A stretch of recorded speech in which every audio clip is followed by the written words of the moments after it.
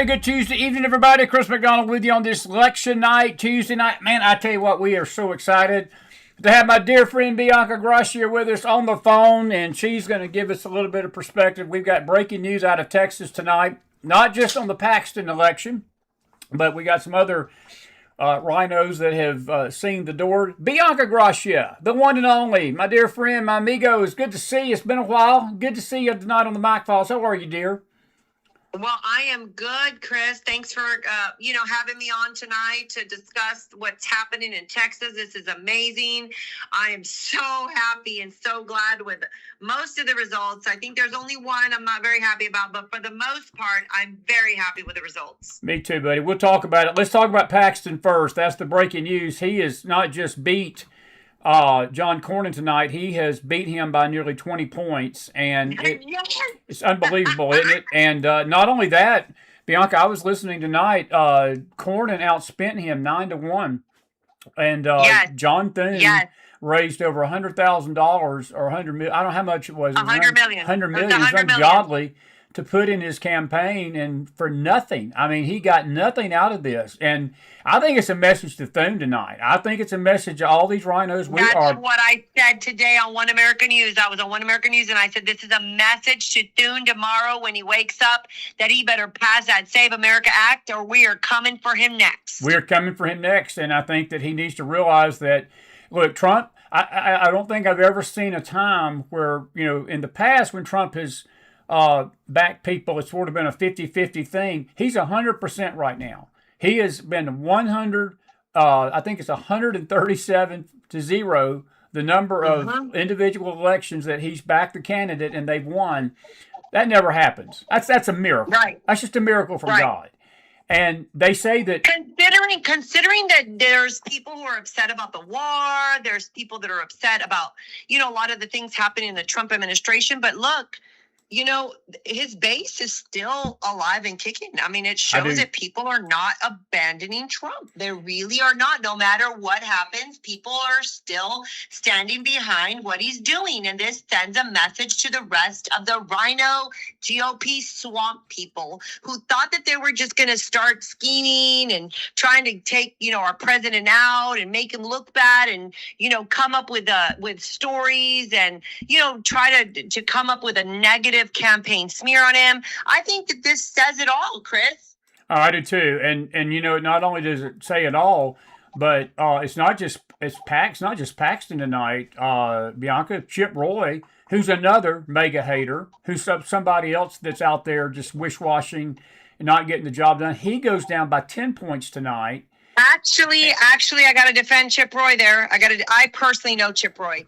Chip Roy was painted as an anti-MAGA, and he is not an anti-MAGA. Okay. So what I know him personally, and Chip Roy actually has a very good relationship with Trump. And actually, if you go back, if you look, Trump did not endorse in that race. Okay. He didn't endorse. He had a line thieving, skeeving, oil and gas guy with a crap load of money who bought out this race. Chip Roy was literally the person that should have won that race because he's a fighter, and Trump knows it.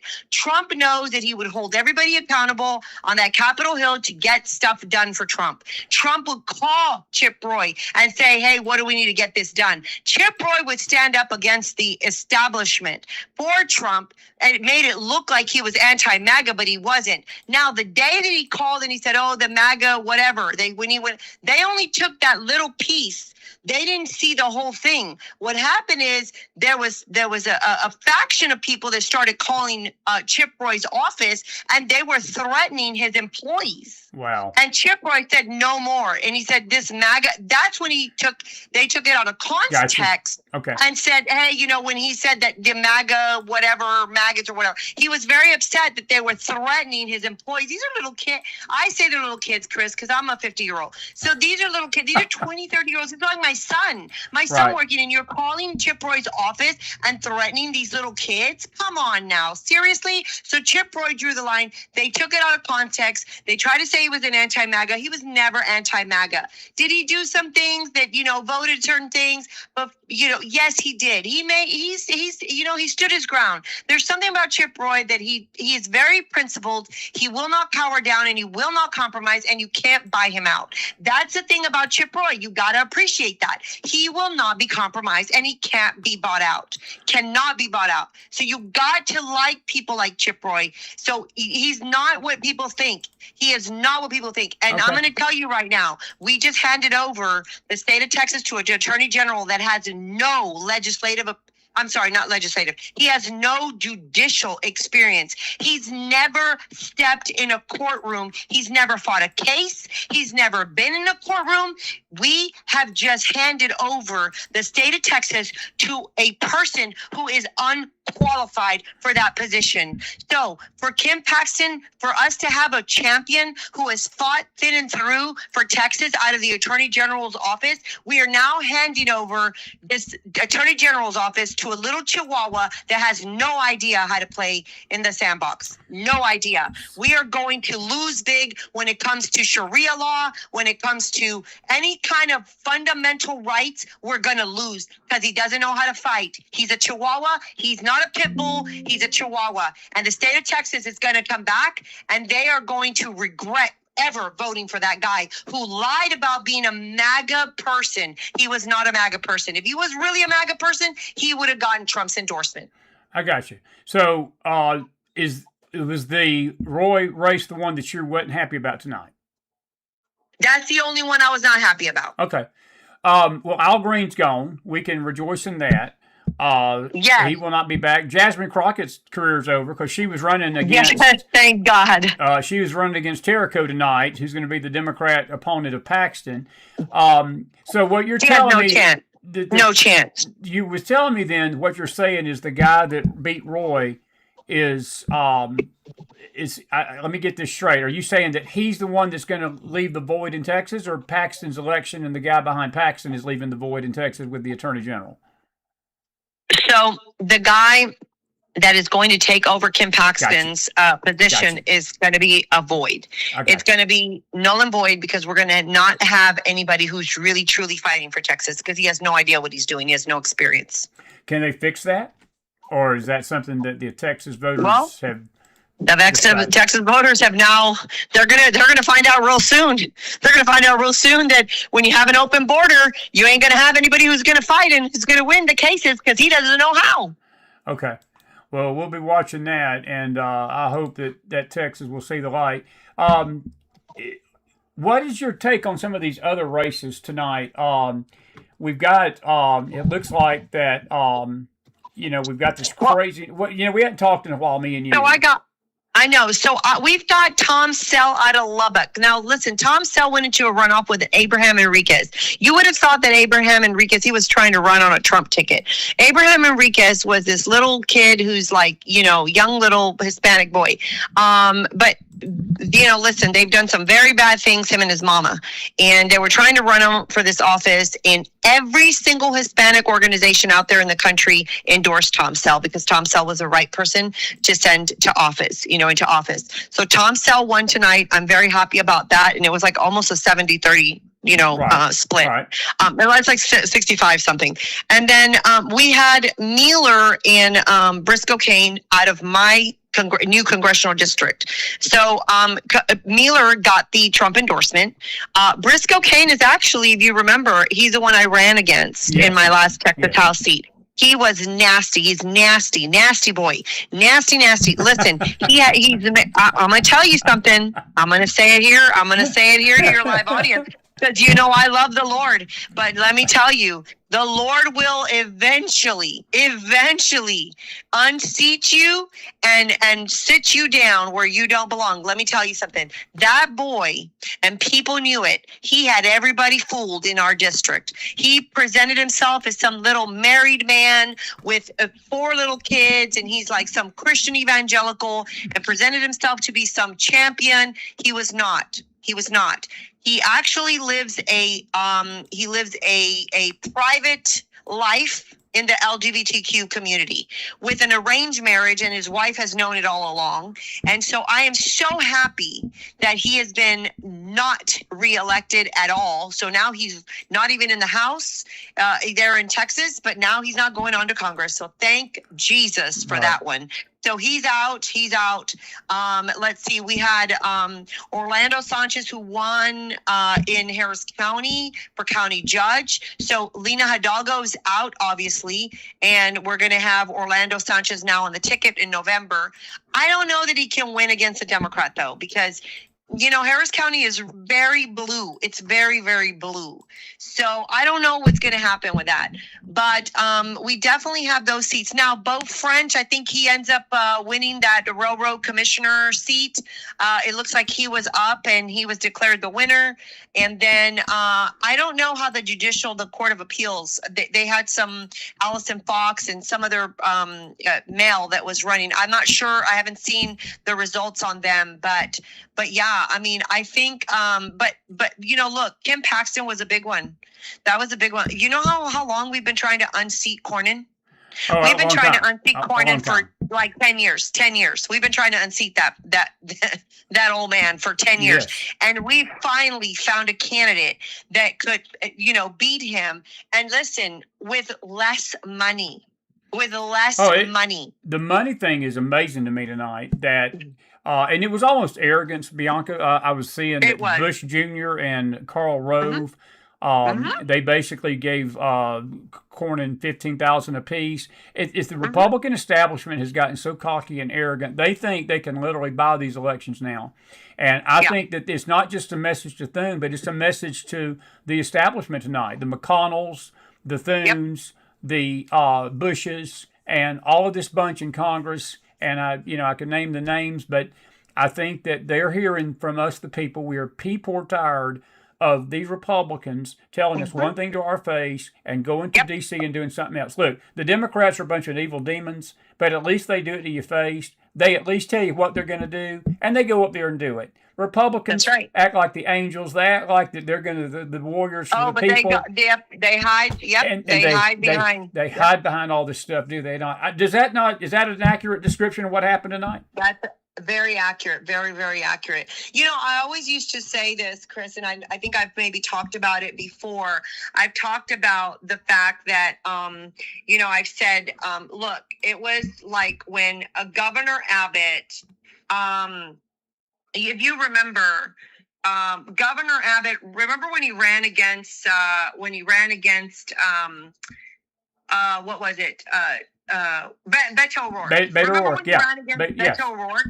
Okay, so if you remember, I used to say, look, Beto O'Rourke wears a T-shirt that tells you exactly where he stands, and Abbott wears a suit, and he pretty much believes and pretty much is the same as Beto, except that Abbott hides behind the suit. And so that's really what we're seeing today in Texas. We've seen that with the establishment. They tried, this establishment has tried to make themselves like they're the MAGA people. They've tried to, listen, they've done a very good job of dividing MAGA. If you can see, you know how that's turned out right now, the MAGA. Yeah, they've been sitting there, trying to divide and destroy MAGA movement. And, you got the Karl Rove kind of people trying to say that they're MAGA. I'm like, you're not MAGA. Come on, give me a break. Sit down. But, today the Texas has spoken, and I am so ecstatic.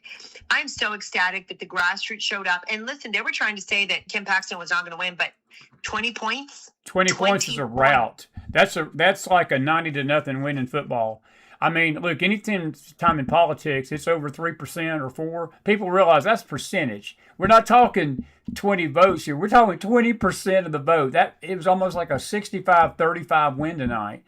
That's like 100-0 in politics. That's right. I mean, I was looking at some of the vote totals a while ago. I mean, he's got almost like a 300,000 vote lead. That's a rout. That's not just him squeaking over the finish line, and people can argue, well, maybe the people wanted him, they didn't. That is a megaphone, pardon pun, the megaphone to the country, to these politicians, to these deadbeats in Washington, including the Republicans. We're coming for you. We are mad, and and it's going to happen in Georgia. It's going to happen in Kentucky. It's going to happen in Texas now, and I think it's going to happen in other states. And if I was Josh Hawley in Missouri tonight, people are a little upset, and I am too, that he's the one that they left behind to make sure Trump didn't make the recess appointments. When John Thune decided to take a 10-day vacation in the middle of an Iranian war, in the time that ICE has not been funded, in the time that the border's not being funded, in the time that he's trying to act like a petulant 2-year-old because he got his tail kicked tonight with Cornyn in Texas, and putting the American people at risk, and not passing the greatest piece of legislation in this century that will ensure the validity and the integrity of our elections in the Save American Act because he hates Trump. That's what I'm telling you. I'm telling you, listen, Scott Presser called me yesterday and we were talking. He was in Texas. He was traveling, making sure he got off the vote for Kim Paxton. He wanted to ensure that Kim Paxton, that we unseated Cornyn. I mean, he was anti-Cornyn. And I said, when are you coming back to Virginia? Because, he's out of Virginia. And he said, I come back this weekend. He said, I'm ready to go knock on Thune's door. And I said, I'm coming with you. I said, and he goes, come with me. So we are going to go this week to go knock on the senators' doors. And this is the message we're bringing. We have spoken loud out of Texas and everywhere else across the nation. So you better get your stuff together, and you better start passing these laws that need to be passed. You need codifying what Trump has already done in executive orders. We want results. We want accountability, and we want results. And we're not going to take anything less, or else you will find yourself out your seat as well. I'm ecstatic tonight for you guys in Texas, and I know you're from there. And I've been watching this race, and I'm with you. I think that this should have been long term. Got a question for you. I know you got to go. So this is a couple of general questions. Do you think this portends better for the midterms than we thought, that we're being sold by the media that Trump's going to lose? I think just the opposite, Bianca. I got a gut tonight that there's a momentum. And I think that the Republicans, if we will stay on message and principled course like we're doing right now in these primaries, the Dems are not going to know what's hitting them in the fall if we'll get out and vote. We've got the numbers if we'll just get out and do what's right. Am I right on that tonight? Well, I think that you bring up a good point, and I think that, yes, we do have some momentum, but I don't think we're out of the waters. I mean, I really don't. I don't think I think that we have a lot of work to do, and I don't think that these wins right now, just in Texas or whatsoever. Look at the vote count, though. Look at how many people came out to vote. You got 30 million people in Texas, and you're talking about these races were like 60,000, 100,000. I mean, come on, really? I mean, we're not winning these races by far, with a lot of votes. So we're talking about the people that are coming out in November. I mean, anything can happen, Chris, and there's still a lot of people that are very upset. And if you go back and really look at the history right now in primaries and special elections, the Democrats have been picking up seats all across the country. It's all across the country. These are just primaries. This is not like a win, like, okay, you're going to get the seat. This is just like you're going to get on the ballot for November. Anything can happen. We are not to think and take this lightly or think that we are now in a victory. We are not in a victory. We have to now pretend. We have to work like we are still in defense mode. Very, very well said. I want to get you on either Thursday night or next week for sure. I want you to come up for an hour and a half because I got a lot to ask you about. One quick question. Do you think that there is going to be bombshells coming out about Massey and all these other RHINO losers? Are we expecting something majorly big in the political announcement realm? You can just say yes or no, and you don't have to tell us what it is. I don't know. I think Massey said he's filed for something, but you know what? I'm not a Massey hater. I kind of like him. I like that he stood up for himself. He was very principled. Listen, I'm very sad that Marjorie Taylor Greene and Massey, that they've taken the hit and people have come really down on them for being principled and not compromising their values.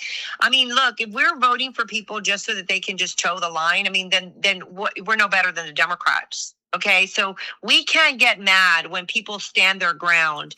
And I don't like what was done to Marjorie Taylor Greene. I got to tell you, I don't like what was done to her because she was one of the champions for Trump from the very beginning. She stood for Trump from the very beginning, and she fought for Trump even during the election integrity. She was probably one of the forerunning voices out there fighting for him. And I don't like how she was done. And I feel like they've done the same thing to Massey. And I don't like that they did that to him. But you know what? I mean, we don't know.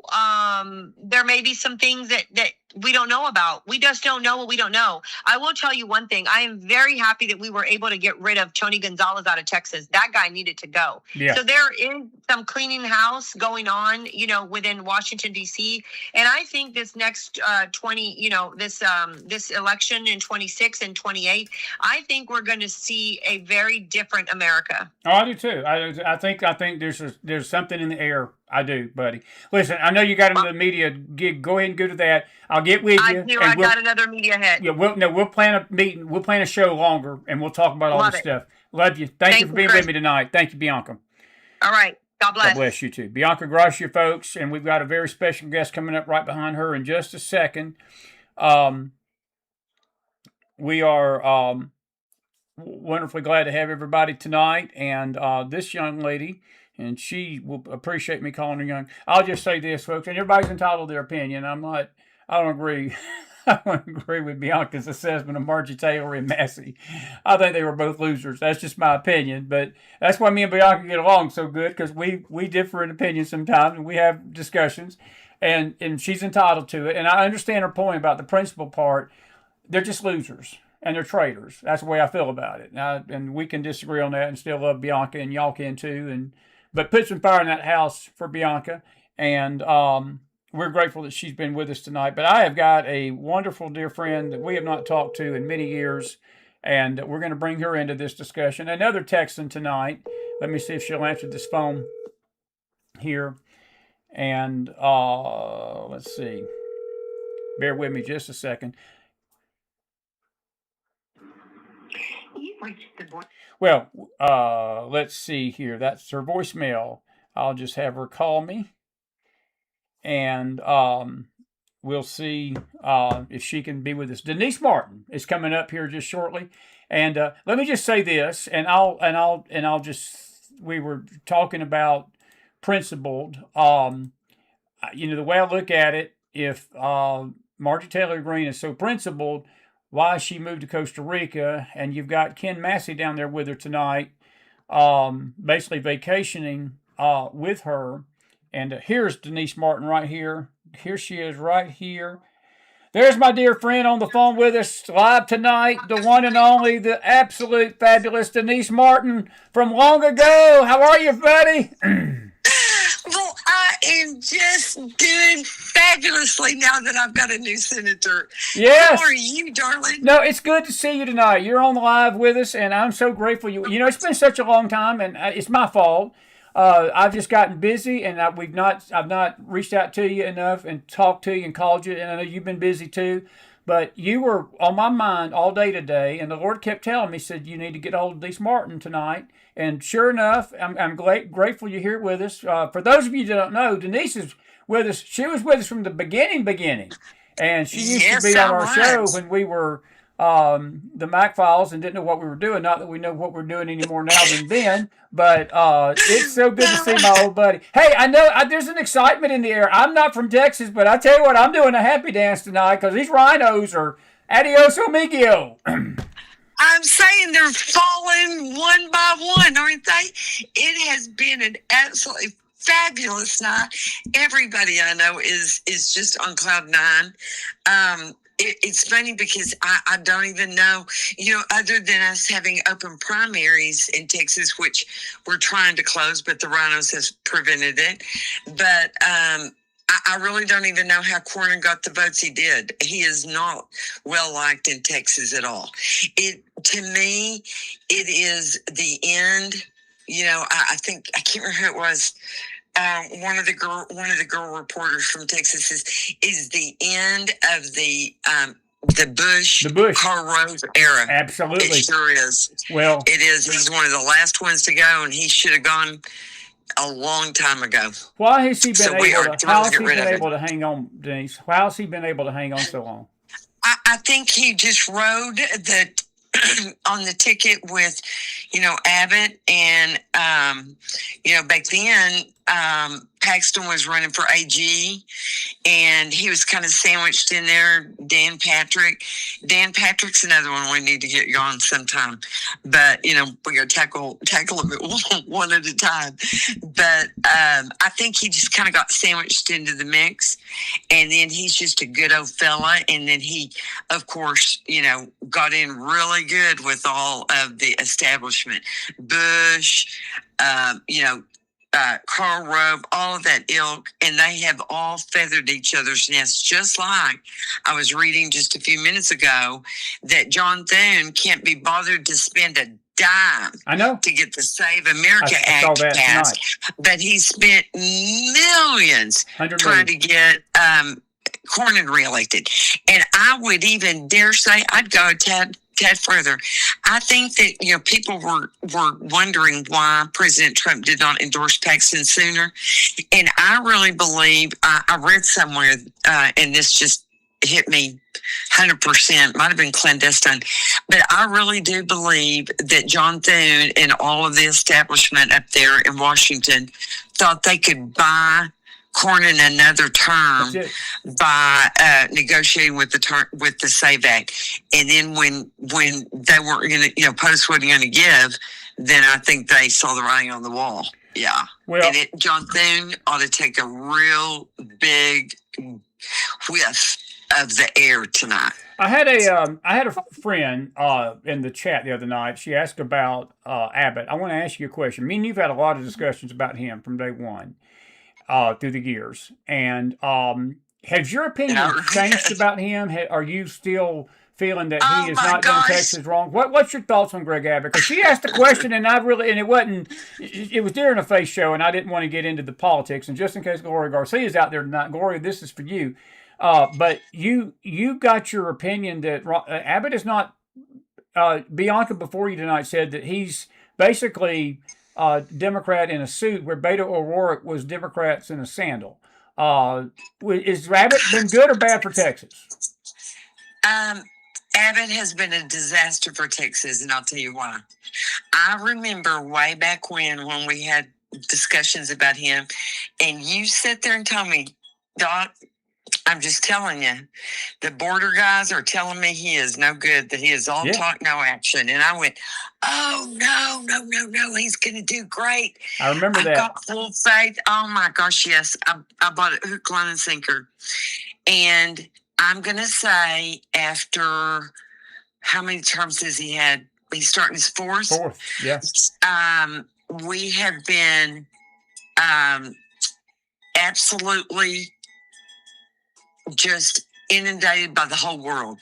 He's allowed the whole world to invade Texas, not just from, the people from, Mexico and from, the crazy lunatic hospitals and all that, the jails and all that around the world. But he has allowed, through his, he's got his largest donor is an Indian, very wealthy Indian entrepreneur. And he has allowed just absolute an invasion of Indians in addition to the rest of the world. And if you notice, he could have done so much more. If my state was being invaded, I would have sent the Border Patrol down there and had them stationed every foot. I'd ask every citizen of Texas to back them up on the highways and the byways of Texas and bring every tractor, every truck, everything we had to prevent the invasion from the world. We're not talking small scale here. People are aghast at, how much the illegals have cost us. And, now that they're getting small micro doses of it.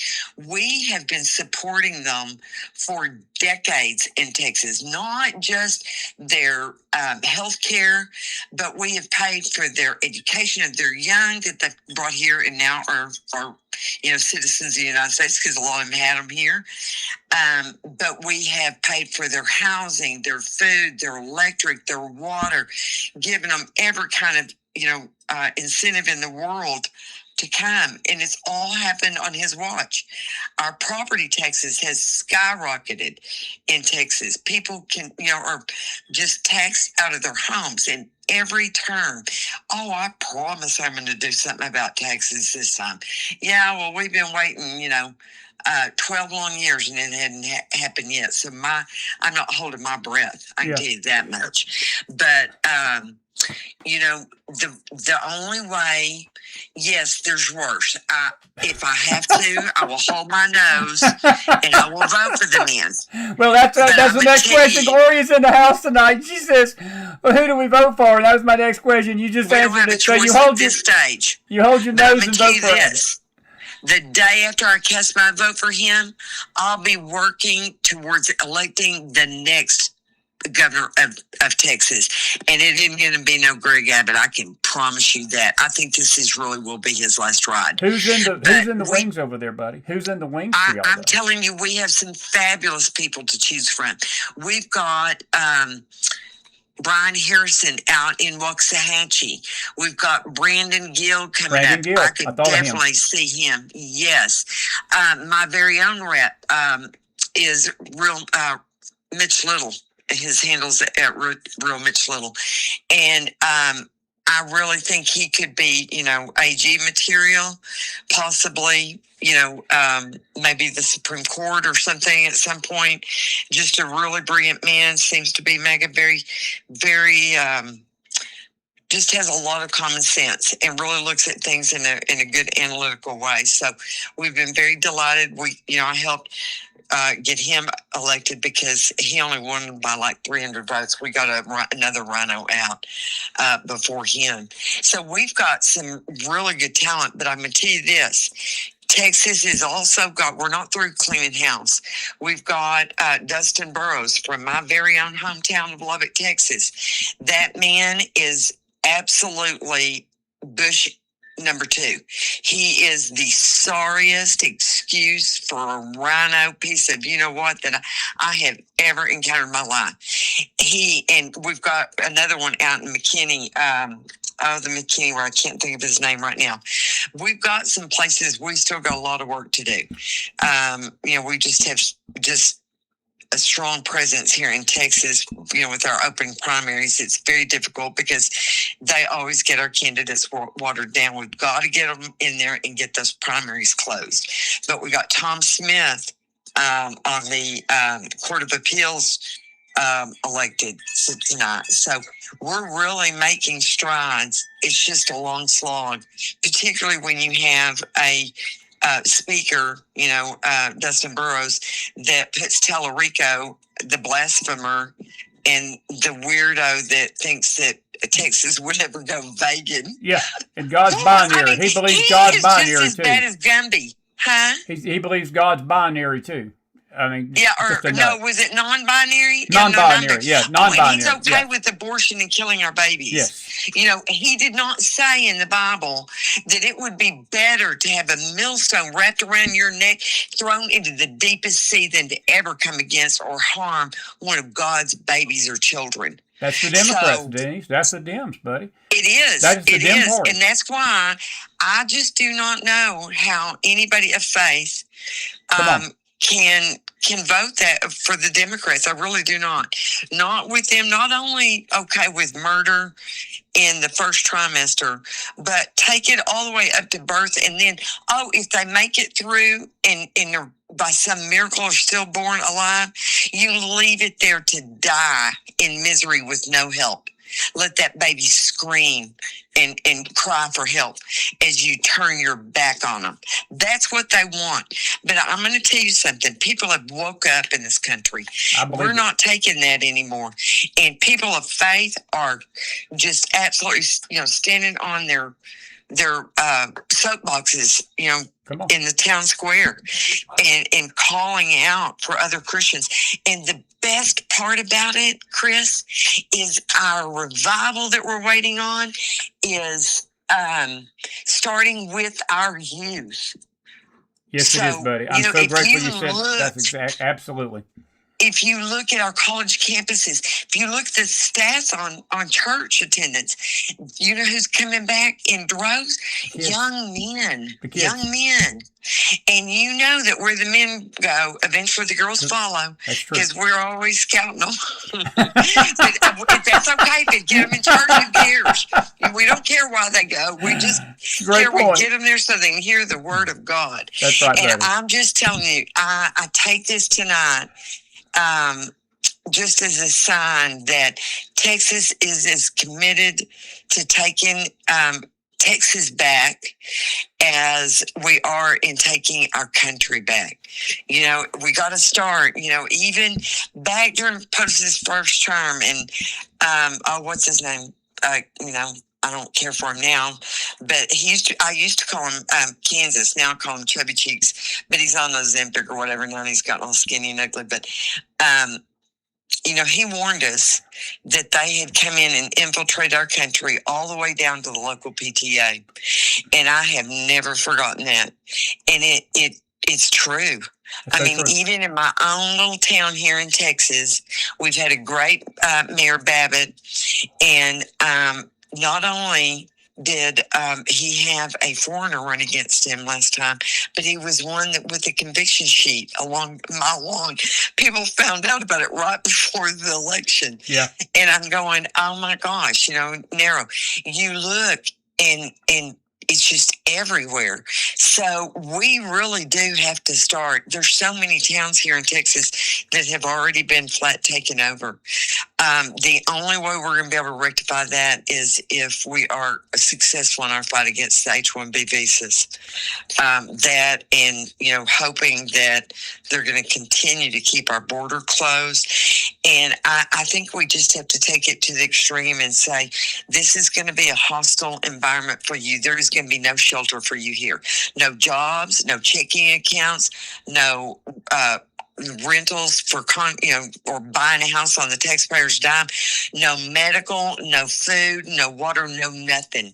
You want something, you go back to your home country and you earn it. You want change in your home country, go earn it like we did. Come on. And like we continue to do. So I think Texas is electrified, and I'm hoping that, as I've always said, that by the time we get through, we're going to be able to whoop a gorilla. Yeah. Well, look, I feel it in the air tonight, and I felt it in the air last Tuesday night when Massey went down in Kentucky, and these other RHINOs have basically been sent a message that we're not going to put up with this stuff anymore. We're tired of being lied to. We're tired of the Dems are as evil as the devil, but at least they're honest about it. At least they tell us. Like this Terrico is a complete demon, but at least he's not lying about it. He'll get on a television show and tell you that I don't believe the Bible says anything about abortion. I believe God's non-binary, and we can cringe at that as we should, but at least he's honest about it.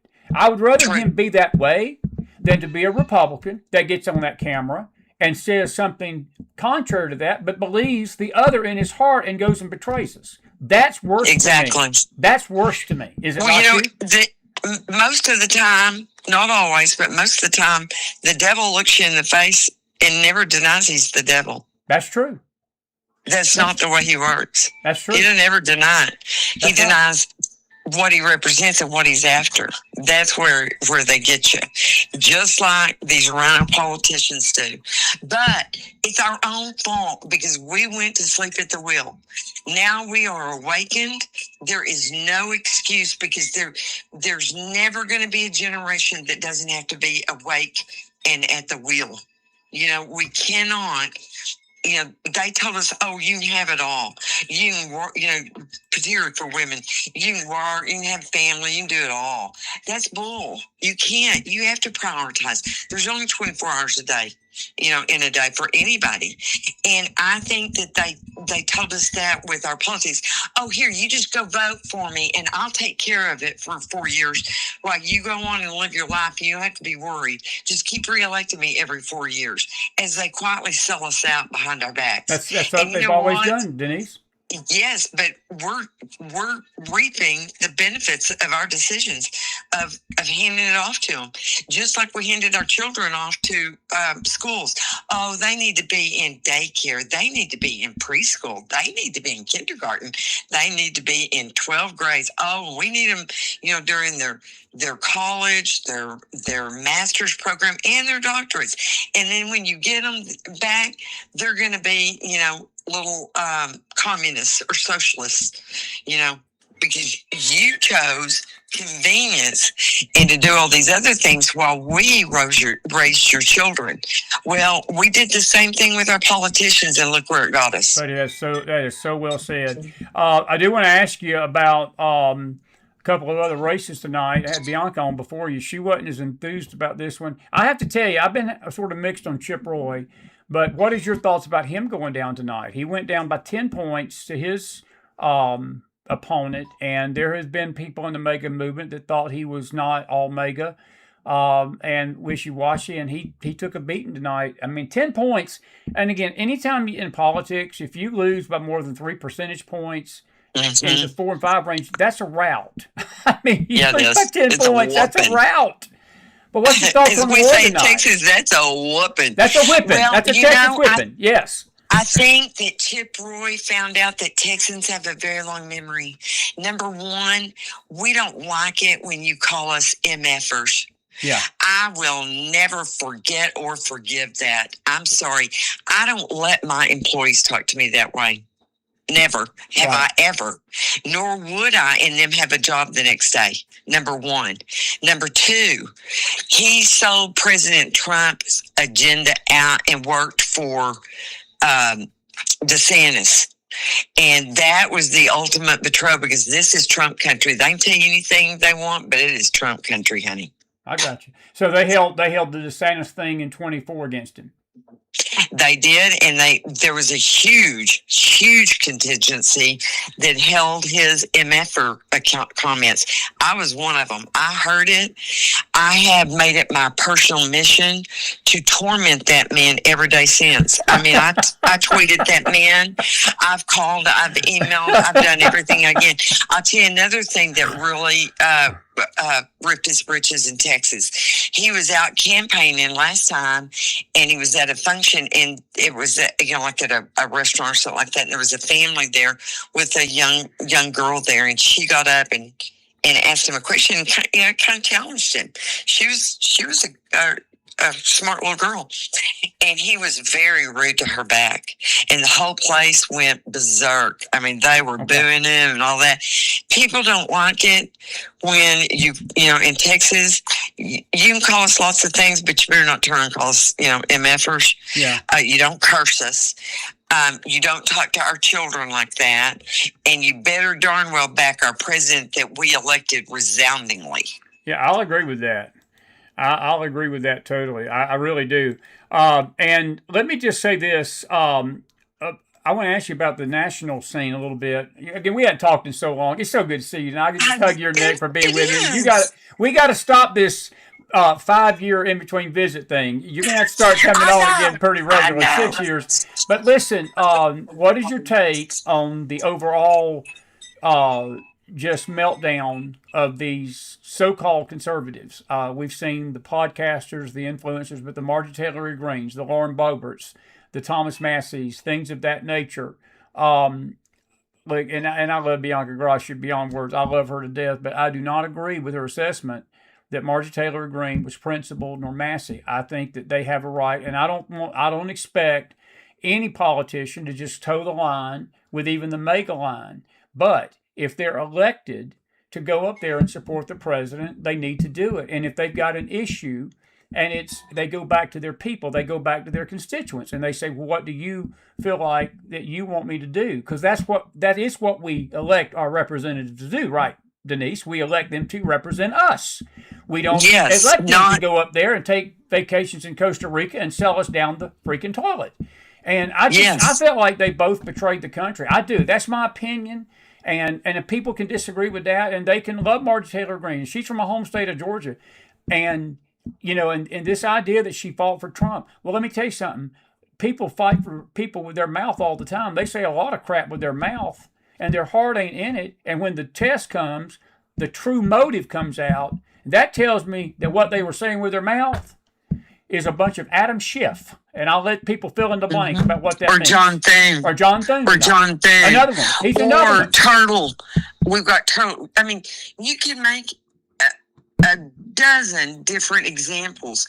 My understanding is there was a very large, questionable amount of money that was offered to her, a lot of negotiations for her to turn on President Trump like she did. And then, I don't know, something's weird about her and that RSBN guy that she's madly in love with. But there's a lot of questions about her I've had. And no, I've never particularly cared for her that much. Anybody can talk a good game, but where it counts is, when you put rubber to the road.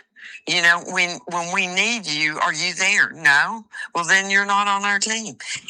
MAGA is just about, it's a concept of putting America's future first. It's just the same thing. Yes, it's the same thing as when you get on an airplane and they get up and they tell you, if we start going down and the air masks come down, put yours on first before you help anybody else. Same darn concept. If you don't, you're not going to be around to help anybody. So, I think that there's been a lot of people that have ridden a lot of coattails, and we know that, politics is a contact sport, and you better be willing to take hits if you're going to be. You cannot bark like a puppy if you're going to run with the big dogs. I've said that on this show so many times. No, I've said that on this show for 8 years. That politics is a dirty business, and it is just it is a contact sport, and that's one reason. You open up a discussion point, because, Denise, it's why in many cases we don't have better candidates running. I've talked to some dear friends. I've got a dear friend in Texas, Maria Miller, and we talk about this all the time, that we have got a dearth. We've got a drought. Gloria was mentioning, and a few others out there tonight, about Abbott, and I want to just say this to the audience that says you're disappointed in Abbott. Don't keep it from letting you vote. You need to get out and vote for him. We're all disappointed. We still have to. We have to vote for him. But when you look at the overall picture, and I look at these races, and the primaries is where you really change course in your party. But it's like we have a hard time getting good, solid people to run in these primaries. And a lot of it is that what we just discussed, they don't want the scrutiny. They don't want the contact, and they don't want the dirtiness to get off on them. Because, buddy, I'm going to tell you something. They will clean out every orifice you got. They'll go back to your yearbook. They'll go back to your middle school yearbook. They'll go back to your kindergartner picture and see if you were wearing some kind of weird anklet or weird bracelet or weird necklace when you were a kindergarten. I mean, they will. No, you have a cowlick, Connie, in first grade. Absolutely. I mean, they will.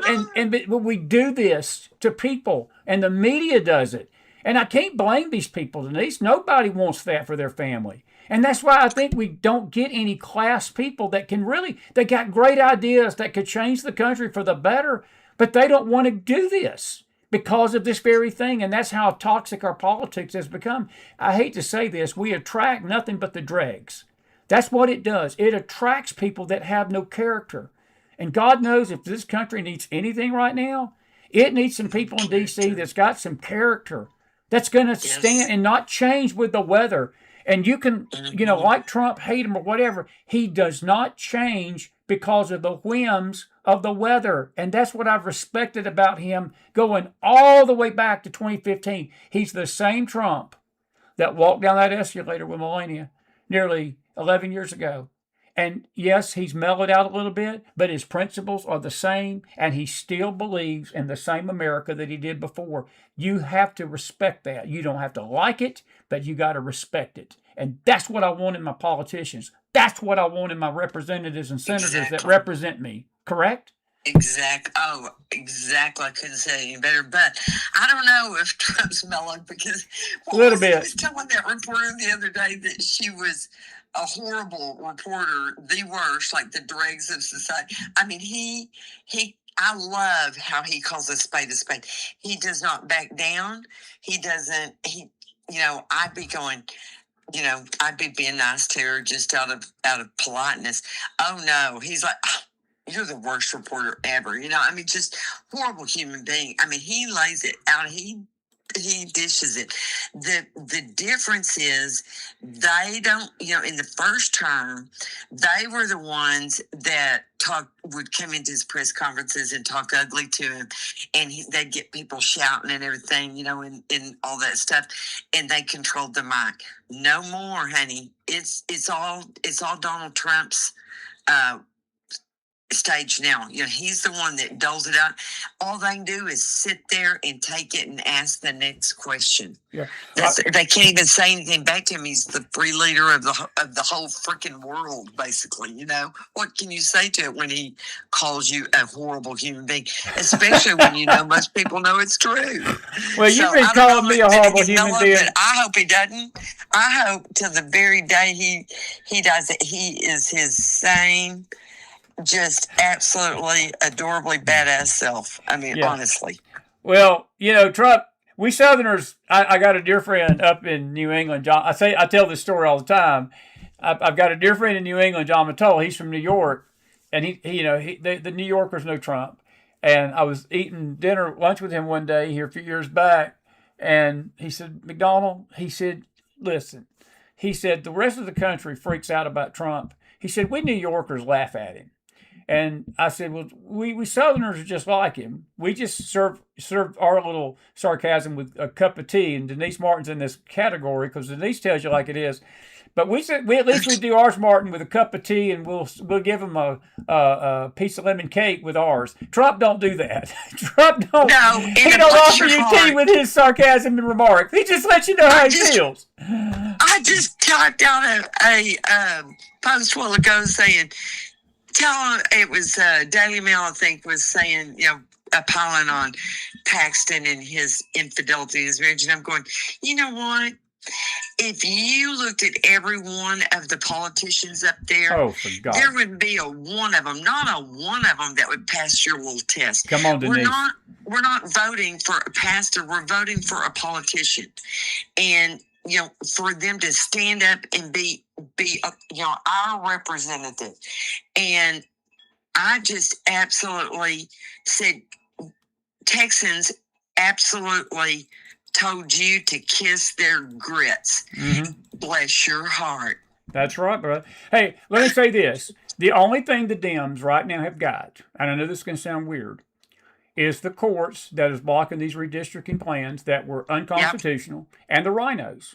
The RHINOs have carried the water of the Dems. They can't win these elections. So what they do, they get the RHINOs in power. And Paxton denied, I'm not Paxton, but Cornyn, there's a story out on Gateway Pundit that in the middle of the day-to-day, Paxton sent out a directive to Democrats of all people in Texas and saying, I need your help tonight to go vote in the Republican primary. That's Cornyn did Are you kidding me? Cornyn did that. Yeah, that's what I understand. That's what Paxton accused him of. That's all they got. Well, that's all they got. See, it is, but that's why we've got to close our primaries. That's so they true. Get us watered down candidates like John Cornyn. That's how they do it, is they sneak in, particularly in Texas, or any state that has open primaries, or worse, the jungle primaries. That's how we get, what is it? Is it Susan Collins and, some of those, what's her name? Lisa Murkowski. Those are all, is it not jungle primary? that's the wrong term. What is it I'm looking for, Chris? Open Where primary. the top two. Yeah, that's what they take the California top does. two. Yeah, it's Yes. called jungle. It's the jungle primary. It is jungle. It's Okay, jungle. and there's another term too. I'm thinking of. Anyway, that's why we get rhinos like that. That's because very true. everybody gets to weigh in on it. Anytime, that's just our fatal flaw. And as the GOP, that's got to be one of the things that we push for, countrywide, that all of the Republican-led states need to adopt a closed primary. I'll agree. Is there anything that happened tonight that you're disappointed in Texas? No, the 4 things I got to vote on, and then I heard that Al Green got defeated, Bye-bye. so that was just like the cherry on top. And then knowing that so many others, like what's her name in Florida, the curly hair, what's her name, Democrat, Debbie Wasserman. they're getting rid of her. Yeah. Redistricting. So many. We're just winning on so many fronts that they have just got to be in absolute panic. And in addition to that, not to redirect the attention away from Texas, because I do think that God did his best work when he made Texas. He worked from home. He did his best work with you, Martin. You are my dear friend. Let me tell you something. You don't know how excited I am to have you tonight. I have missed you. I was so glad when you I've missed you. What time am I going to be already be in bed? We have been I know we've both been so busy over the last 3 or 4 years, but I was just, Yes. I'm telling you, the Lord laid you on my heart heavy today, and he said you need to reach out to her for tonight, and I'm glad I did. And I want you to come back, because I want to get you on the camera, and let's do an hour, maybe hour and a half, and just talk about the country. I want to talk about this faith movement, and I want to talk about, I hadn't talked to you so long, and there's so many got to catch up on. But listen, I love you, and I appreciate you coming on tonight and staying up with us a little bit. Anything you want to say? Wrap us up, final thoughts, and we'll say goodnight to these folks. I'm just going to say, everybody go vote. Even, at this point in the game, even if you're in your state, you're having to vote for a rhino like Abbott, hold your nose and vote, because it's better than, a full-out lunatic like the Democrats have to offer. You mentioned, what's his name? I call him Gumby. The one that that was all loosey-goosey and always jumped up on the tables and acted crazy like Gavin Newsom does with his little prissy leg crossing and his hand gestures. Yes, Beto O'Rourke, yeah. Yeah, I call him Gumby affectionately. Gumby. And then so I give them all names and stuff, but vote. Get involved in your counties. Get involved in your local politics. That's the way we're going to take this back. Is one, how do you eat an elephant one bite at a time? Well, buddy, I tell you what, you've warmed my heart tonight, and I want to tell you, it is such a deep, deep pleasure and honor to have you, and I want you to become part of this show again. I do. I want you to become a regular on the show again, and we have such good conversations when we talk. I'm going to see you one of these days and meet you in person, hug your neck finally. And listen, I'll keep us posted. If something breaks in Texas, we'll bring you back on. But I'm going to reach out to you next week. Go ahead. One last thing, Chris. I forgot. We're having a Maha MAGA meetup in Grapevine, July 17th. Follow me on Twitter. I'll be putting out details more. But our good friend Apothecary is going to be hosting it as well. And we're going to have a rip-roaring good time. So y'all put that on your calendar, July 17th in Grapevine, Texas. Well, I may surprise you, because that's the weekend my son may be graduating from the boot camp. So that may work out beautifully. So I'd come see you. So that'd be good. Okay, well, come on. We'll do it. Okay. I'll see you soon, looking dear. forward to it. I'll be in touch Thank with you. Thank you for having me. Good night now. Love you too. Good night. God bless Denise Martin. I tell you what, put some fire in that house. That's my buddy. I got so many Denise Martin stories I could tell you. All of them are good. A few of them are funny. She was one of our first. Cleo's one of our first. When Cleo's been with me from the beginning. And those were the days. And we've had some funny memories about those days. Back in 2018 when we started the show. And Denise was right there with us from the beginning. She used to come on pretty regularly. We have our little chat sessions and good stuff. And just life happened to both of us. She's got a very, very busy job that keeps her traveling.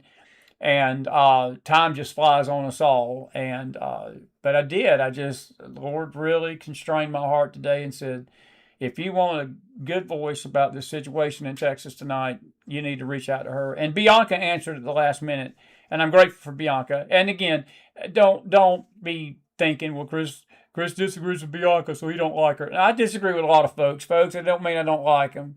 There's a lot of folks disagree with me, and it's all right. It's all right. I mean, I got family members that disagree with me, and we get together and scream at each other for about 15 minutes, and then we hug each other's neck. And so forth. But listen, I want to get your take on the elections tonight. If I want the people in, if you're out in Texas tonight, and you've got some comments about what happened. How many of you are happy? I'm going to do a poll tonight. And I'm just going to simply ask, are you happy with the results of the Texas primaries? Now, this does not just include not Skip Roy, but John Cornyn and Paxton. This includes all the situation there. Did that take? Yeah, there it is right there. I'll be the first to chime in on that as being yes. If you got any comments tonight about if you got any comments regarding the Texas elections tonight, put them in there. I'll read your post. And Teresa in Texas 4547. I like your YouTube handle 4547. She's happy. Gloria's happy. Was there anybody that, if you're a Cornyn supporter and you feel like he shouldn't have got beat, tell us why. I think most people, and I know from an outsider, folks, look, this is how I feel about it. I'm going to play a few videos tonight because we started early and we got some time tonight. Because I want to talk about a young man that just landed. I just got word from his beautiful wife, Carla, that Caleb has landed in Texas and so forth.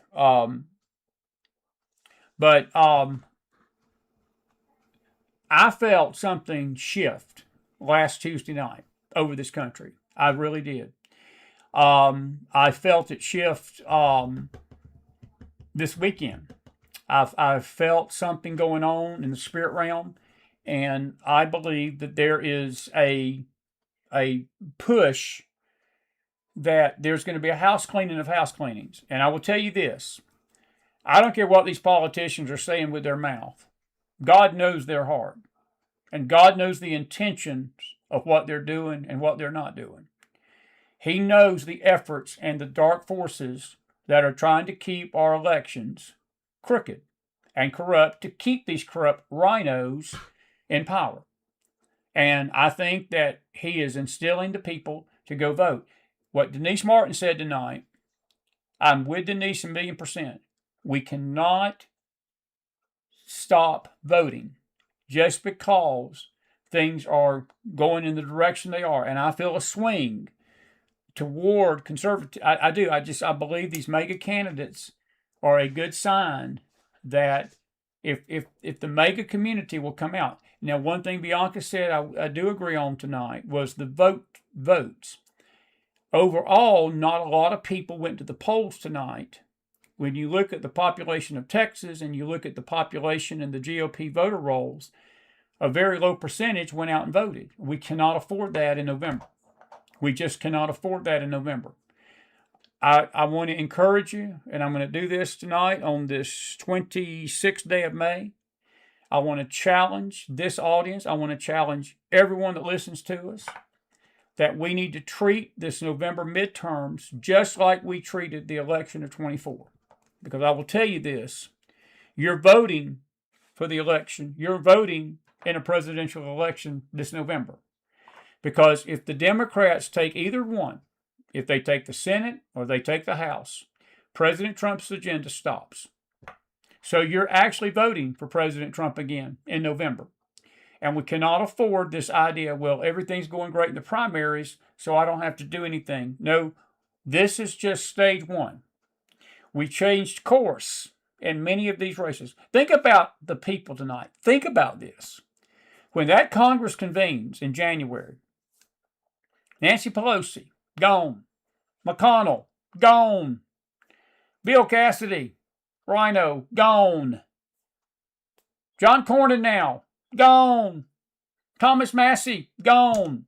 Marjorie Taylor Greene, bye-bye, she's already gone.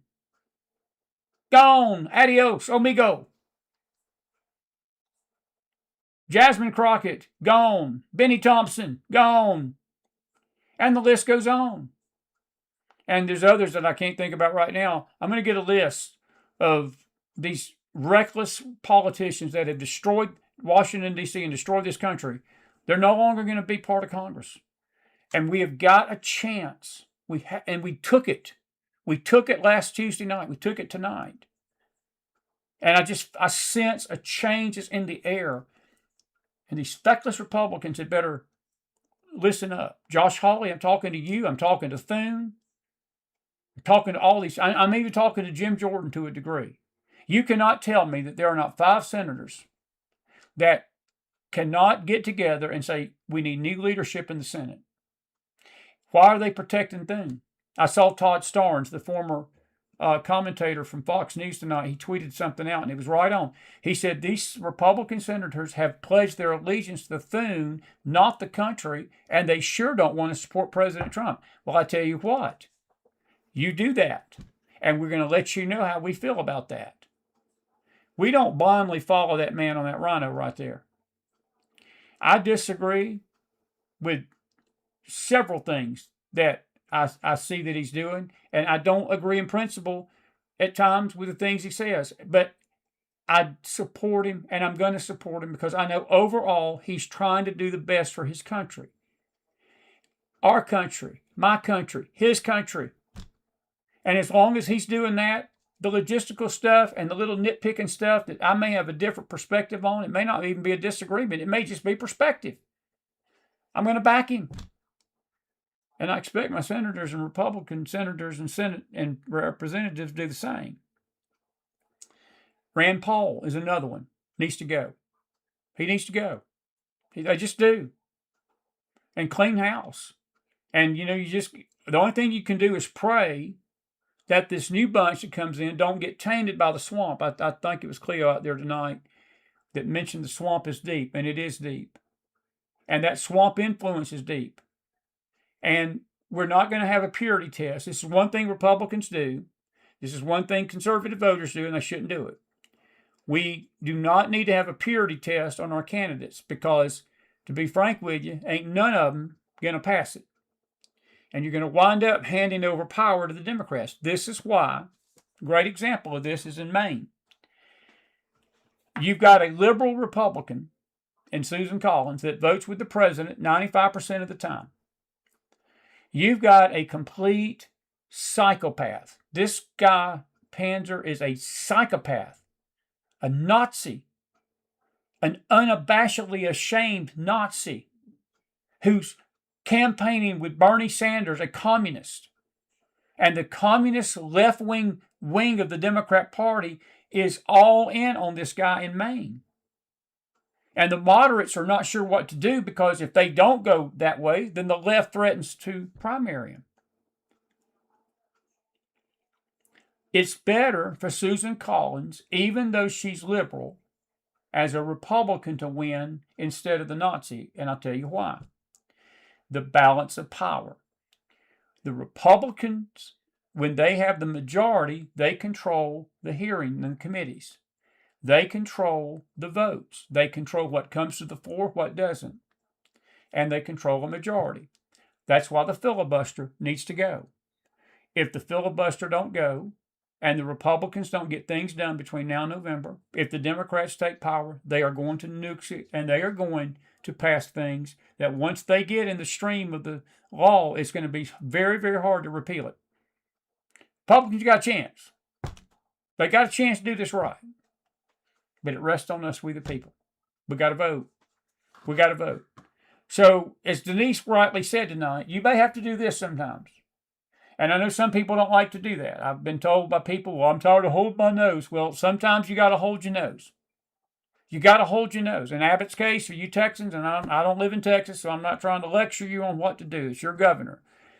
But because of who he is and because of who you got, it's like Georgia, that Georgia had to hold their nose with Brian Kemp. I can't stand Brian Kemp. I think he is a sellout traitor, him and Ratzenberger. I think they both need to be in federal prison. I believe they covered up. I firmly believe they both were behind the cover-up of that election of 2020 in Georgia. I no more believe Joe Biden won Georgia than Adams Housecat. What they did at Fulton County that night when they claimed that the power went out and they stopped counting the ballots at 1 o'clock in the morning, and all of a sudden Trump went up from being up, he was up like 70 to 80,000 votes in Georgia at 1 o'clock in the morning. And by the time that they opened the polls back up, they claimed water damage had damaged the polling. They had brought in several hundred thousands, all 100% for Biden. Folks, for goodness sake, and a governor who had the power to say that's not right, and we're going to have an investigation before we certify this election. Secretary of State, too. They wouldn't do it. Trump makes a phone call. All he told Ratzenberger, he says, we need to look into where those votes went. Trump didn't say change the results of the election. He just said we need to find what happened with those votes. And Ratzenberger went out and basically told Fannie Willis and the powers that be, and that's why they brought the RICO charges against Trump and Giuliani in Georgia and Sidney Powell. And that's all blown up in their face. My point in all this is this. If we wouldn't have elected Brian Kemp, who was behind all that, you'd had Stacey Abrams as the governor of Georgia. And sometimes you just got to do this. Sometimes you got to put two hands on your nose and on your mouth too, and vote smart. Now that's my McDonald advice for voting tonight, and I'll agree with that. Anyway, Patty Andrews says, I have really respected Rand Paul, but no more. I'll agree with that. Harriet Hunter is in the house. She says, President Trump is the only one who really loves this country and its people. Rainbow said, it is the dedication of the country back to God. Rainbow, I believe, what I believe happened on May the 17th, I believe had a lot to do with that. I do. I think the shift happened because last Tuesday night, there was massive wins. Trump's 100%. Every single candidate he has backed has won since Monday of last week. And I'll agree with you. I think something happened over this country. I do. I felt it Sunday night. I felt it this whole week. I felt it this weekend. We did our prayer watch, and I've just felt there was such a weight of glory, and there is a momentum in the air. But we cannot be complacent and get apathetic and say, well, we don't need to vote, because that is where we lose elections and so forth. And I'm going to just say this about Marjorie Taylor Greene. And Cleo sent this, and she's absolutely right. Marjorie Taylor Greene was claiming Israel was part of the wildfires in 2018.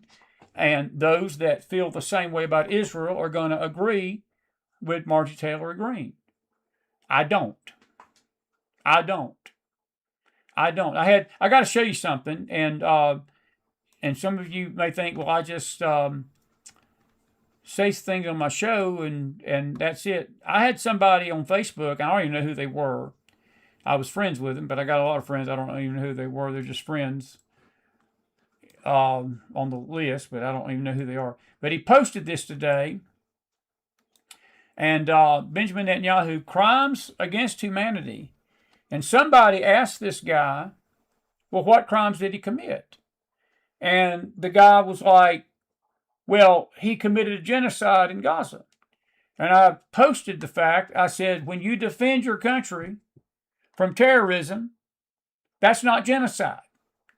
And the one who committed genocide, the party that committed genocide, is not Bibi Netanyahu, it was Hamas.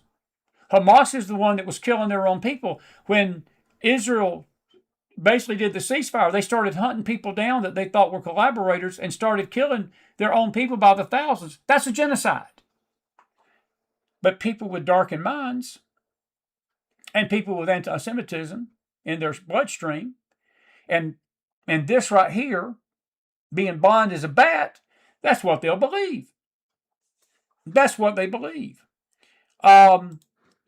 This is, let me see here. Somebody mentioned about Josh Hawley. I'll explain that in a minute. But he gets, I saw somebody post this on X tonight. He gets the Rhino of the Day award. The reason for that is that when Thune let all the senators go home 2 days ago, gave them a 10-day vacation for Memorial Day, 10 days. The last time they did this, they left one of the senators behind. I think it was Rand Paul the last time. But they leave a senator behind just to make sure that the Senate is quote-unquote in session, so Trump can't make any recess appointments. They don't call it recess. Well, the one they picked to stand in the gap against Trump was none other than Josh Hawley. And he's out there tonight basically getting the Rhino of the Day award. But these people are going to keep doing this mess, and they're going to get voted out. They're going to get voted out just as sure as I am talking. Couple of quick videos for you today. This is Brandon Gill tonight at Paxton's victory celebration. This is a fine young man. I know you all know Dinesh D'Souza. His daughter is married to Brandon. And good couple, young man, rising star in the Republican Party. I'm proud of him. Roll tape.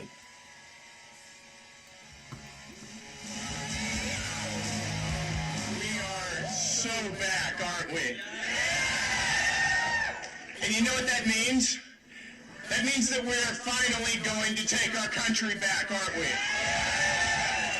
That means that we are sending a fighter from Texas to Washington, somebody who's going to stand up for our values, aren't we? Somebody who's going to fight to keep the border secure, to deport illegal aliens, and yes, to get the Save America Act passed. Because it's not good enough anymore in Washington to just say the right things. We need somebody who's going to do the right things. And that person is Senator Ken Paxton. Couldn't have said it better there, Brandon. It's not just enough to say the right things. It's time we want them to start doing the right things. And I think I can get an amen in the house on that. That is very well said, young man. And I appreciate him saying that tonight, because that's exactly what they're doing. This is the reason, again, that Cornyn lost also, when you've got these two supporting you. Bush and Rove both contributed $15,000 to Cornyn's campaign tonight. The mega wing of the party is coming after another one of them eventually. He says we'll get to the bottom of this swamp, and when we do, it's going to be glorious. Dear RHINOs, we're coming for these seats. Signed, Mega. Not Karl Rove and not Bush Jr. Boy, Bush Jr.'s looking rough, isn't he? Woo! Age doesn't do the Bushes well. This is Susan Collins right now. She is down in the polls a little bit to this crazy psychopath up in Maine. But Republicans have the option of rallying behind Collins or allowing a communist sexual deviant into office. This is from Eyal Jacopo. Collins has voted with Trump over 90% of the time in his second term. It's time for Republicans to rally around her. Their likelihood of winning this Maine Senate election rose from 8 points today, from 34% from 26% just 5 days ago. So people are catching on to the deviant that is running. By the way, folks, we're going to talk about Terrico Thursday night with our friend Marie Miller if she's feeling better. This guy's crazy. This guy is nuts in Texas. Paxton is going to wipe the floor with him as bad as he wiped the floor with Cornyn, I hope. There's going to be a lot of money coming in, but this guy is just nutty. And I'll just leave it at that. Let's see what else we got here. This is a couple of things I want to talk about. We've got on the agenda tonight. Let me see what this is about right here. That's Georgia politics. Let me check. Here it is.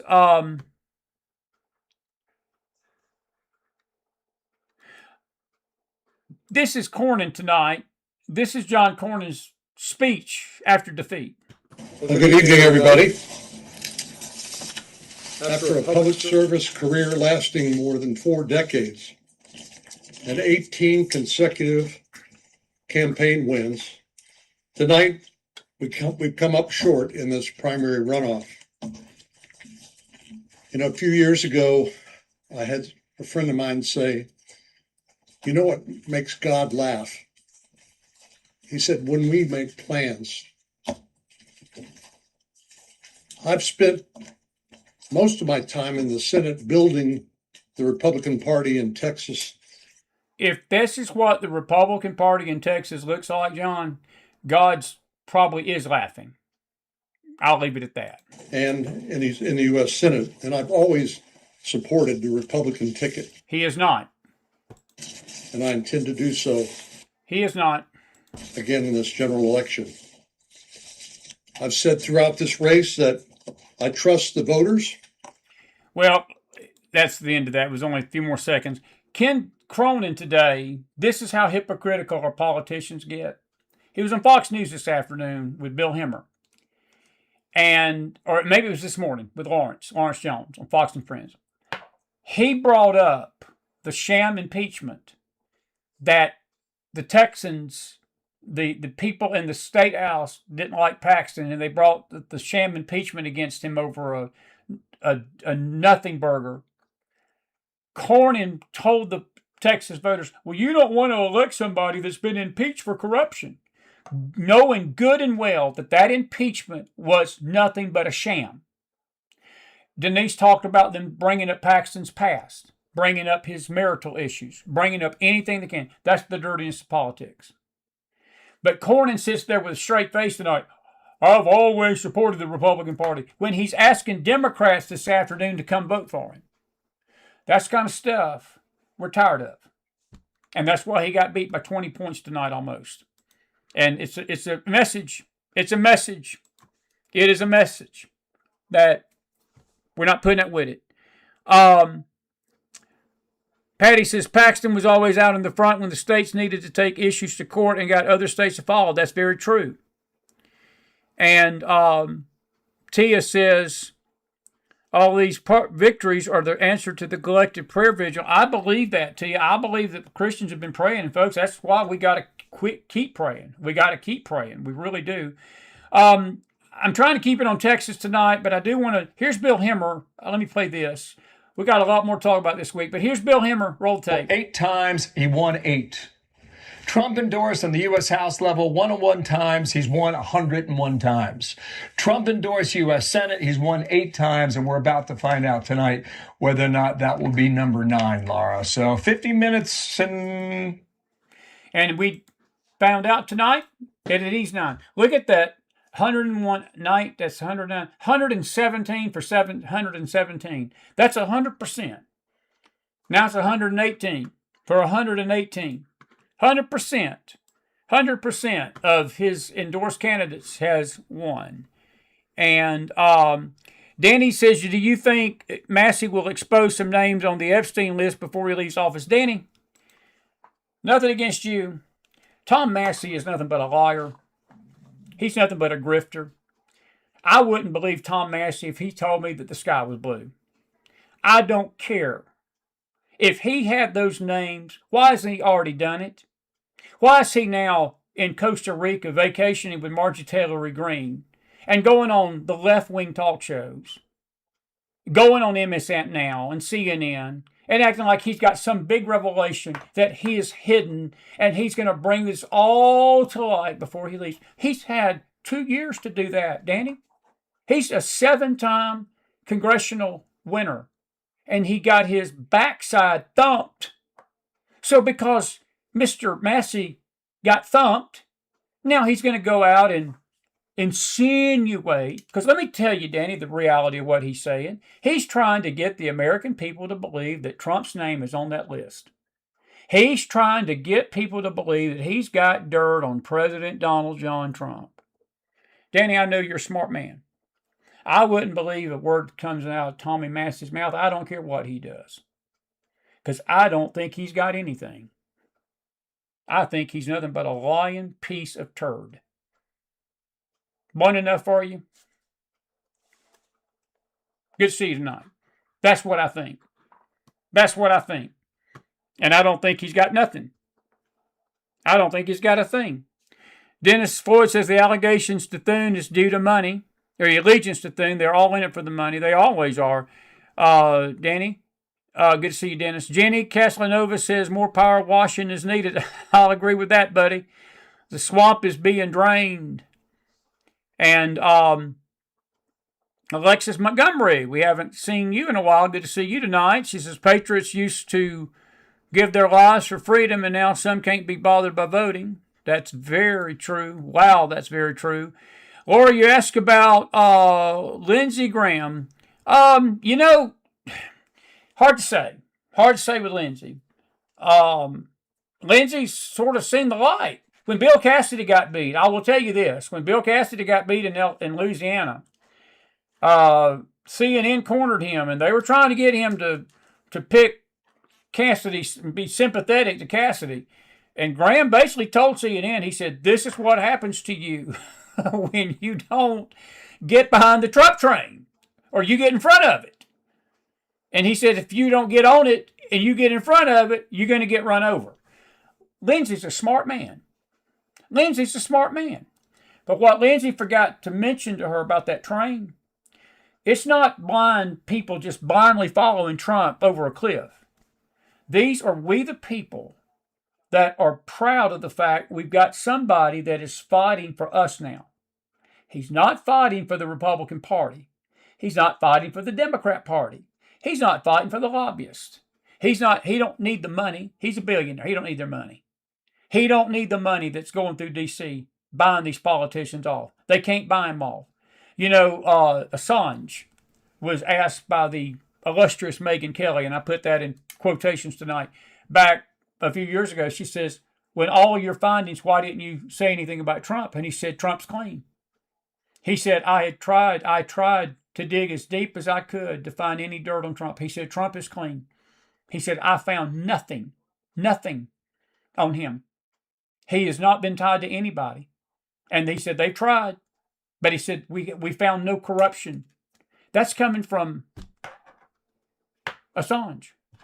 Now, you can believe Assange or not. I do. But I'll agree with that assessment. And there is a power washing coming. And we need to vote. We need to vote. As far as Lindsey Graham goes, Laura, I don't know. I would say 60-40 that he stays. 70-30 maybe. I'm mixed because there are things with Lindsey Graham I agree with, and there's a lot of things I don't agree with. And he's my neighbor. I'm not a South Carolinian, but I do believe that he has seen the light in this second term. He's not been clapping about Trump as much. The only thing he did this week that's going to get him Trump's attention, he complained about this ceasefire with Iran. And Trump basically told Graham, you don't know what you're talking about. There's things that I've not revealed that's going on behind the scenes, so just pipe down until you get the facts. And Lindsey hadn't spoke for a few days. So Lindsey got the message. So we'll see. We'll see about that one. That's one that's sort of a flip of the coin there. Amy Miller, good to see you tonight. She says, Thune's support is wearing thin these days. I wonder if he is seeing the trend. South Dakotans are ready to see him go. Pray God removes him as Senate Majority Leader. Amy, we're doing it too. I'm going to get Amy on the show, talk about Thune. That's up in her neck of the woods. And you know, Amy, the crazy thing about getting rid of him as the Senate leader is not that hard. It takes 5 senators. That's all it takes. Is 5 senators to come to the forum of the Senate and say, we want to declare a new leader. 5. And I know there's got to be 5 of them out of that 55 that's got to see the light. Because if they're going to, if they look at what happened in Texas tonight, see, folks, the story in Texas is not just the vote. It's the money. Cornyn outspent Paxton 9-1. That means for every $1,000 that was spent, $900 went to Cornyn, $100 went to Paxton. That's That is massive money. We're not talking thousands. We're talking millions. John Thune alone raised $100 million for Cornyn campaign. He's not raised any money to pass the Save American Act. Go figure. Go do the math. $100 million, nothing to sneeze at. That's unreal money to go to a campaign for a rhino. So I'm with you 1,000,000%. Good to see you tonight, by the way. Good to see you. Good to see you. Mary, you say he's a warmonger. I'm assuming you're talking about Lindsey Graham. I'm assuming that's who you're talking about. Cleo's right on it. She says the files of the Epstein was released in January. Massey is bluffing. That's exactly right. And Stephen, you say, too bad we can't primary these people till 28.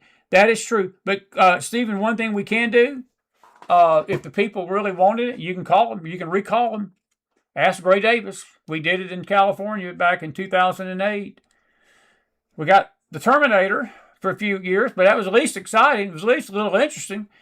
Nothing else. It wasn't boring to see Schwarzenegger run the state. And Schwarzenegger wasn't a bad governor. I mean, from what I hear, he wasn't the worst governor California's ever had. I think that goes hands down to the current one.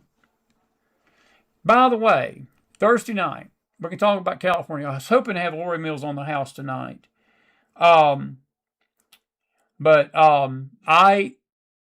I want to say this about you Californians. I love you guys. You, too, have got a chance to change course. You've got Spencer Pratt. I'm not saying Spencer's perfect. But I tell you this, I love what the kid's saying. And I believe he understands what Los Angeles needs. But if you want to keep burning with no remedy, literally, put Karen Bass back in office.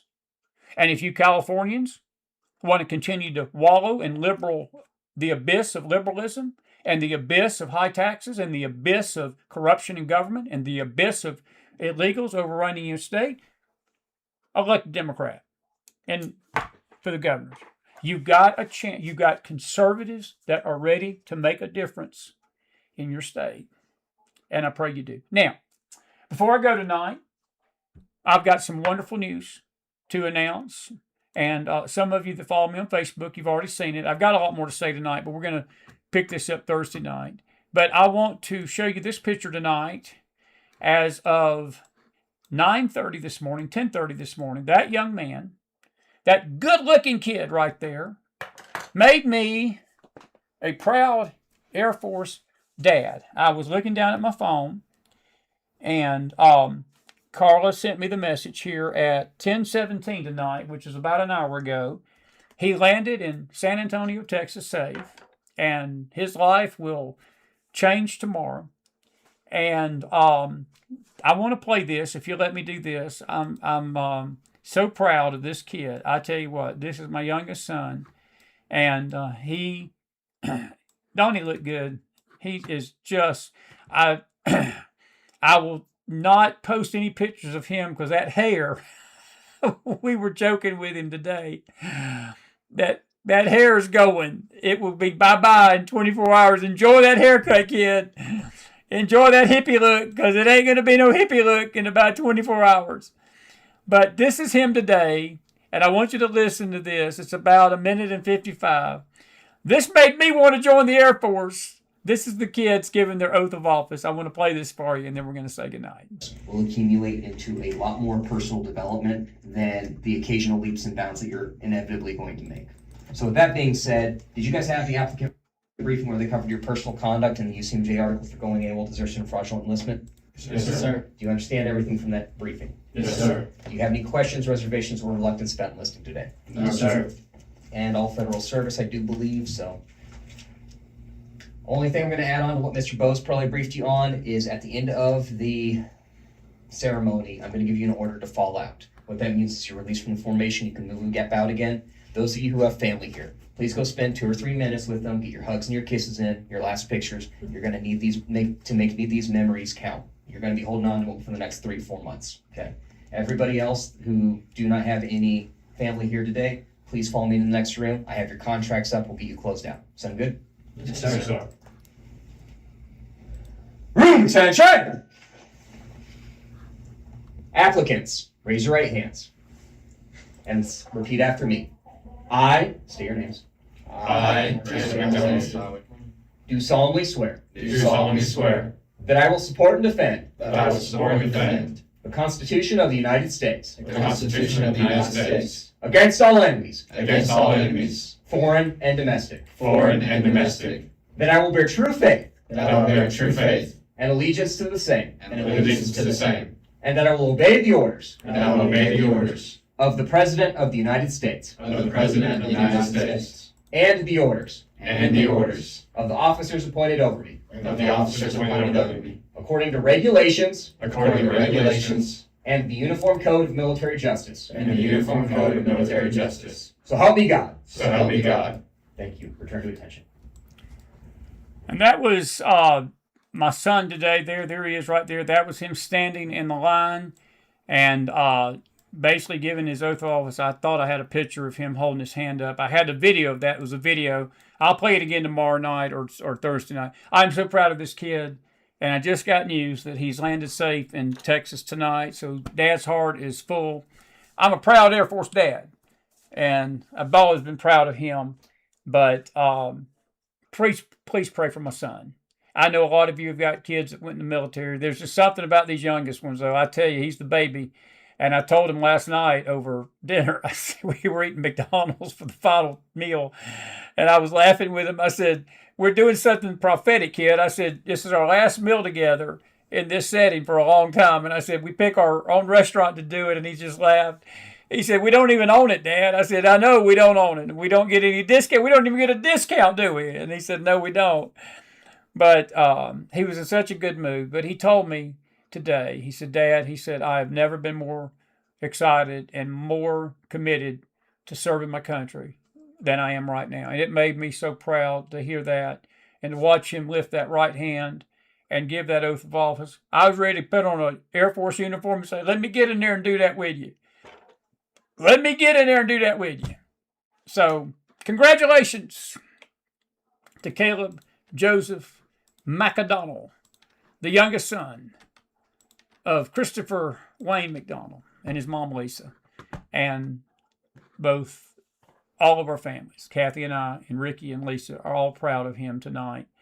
And Carla, our dear daughter-in-law, I'm proud of her. She was crying today, and she really hated to see him go. And I understand. And but pray for these kids. I'm just tickle pink because he's taken the right path, and he's got a father that's behind him. And anyway, before I start crying, let me say goodnight to you. We hope you've enjoyed this show. I don't think I have ever, I'm going to make sure this ain't changed since I've been talking. Would you believe I have never had 100%, I have never had 100% poll ever in my life. And we got 100% that everybody is happy with the results of Texas, with the Texas primaries. And Yolanda, your question about what's up with Bianca, look, she's entitled to her opinion. Look, folks, there's no need to get upset with Bianca. She's entitled to her opinion. I don't agree with it. I don't agree with her assessment of it, but I don't think I think all Bianca was trying to say, and I'm not putting words in her mouth, Bianca's free to believe what she wants to believe. I don't agree with it. And I tell her that, and she knows that. Me and Bianca have had conversations before, and we've disagreed. And I've got a lot of people on this show, folks, come on here and they say things, and we're not getting embarrassing, and I'm not trying to embarrass her tonight. I mean, I love Bianca. Bianca has been a supporter of this show, and we go way, way back. We go back to 2018. And but you ask what's up with her. Look, that's her opinion. What she was saying is that she felt like that Taylor Greene and Massey too were supporters of Trump at the beginning, and I disagree with that.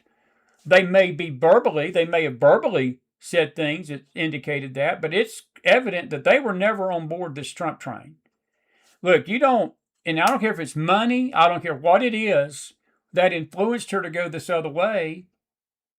I'm going to go ahead and just slay the elephant in the room. Marjorie Taylor Greene hates Israel. Thomas Massey hates Israel. They're anti-Semitic. And if you want to back Marjorie Taylor's play and you want to back Massey's play, that's what you're backing. And that is a personal thing. That's up to them if that's how they feel. But we don't embarrass. I'm not here to embarrass our guest. I'm glad she came on tonight. There were some things I totally agreed with her on. On that issue, I didn't. And we make it clear to everybody, folks, that the opinions that are expressed by our guests do not necessarily represent our views.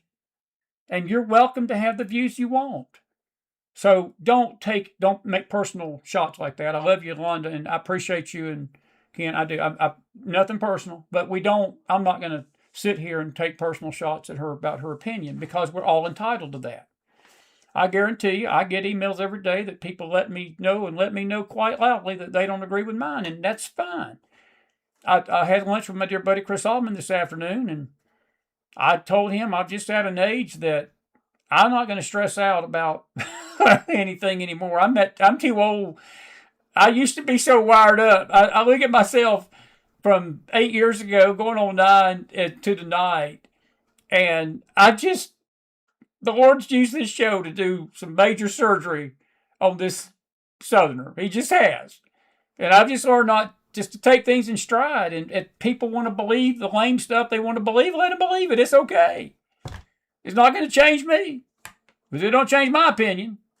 Because I think Marjorie Taylor Greene is nothing but a traitor to this country. And she's an anti-Semitic hack. And so is Massey. So all this crap about, well, I've got secrets of the Epstein list I'm going to release. He couldn't release a ham sandwich through a drive-thru. He's got nothing.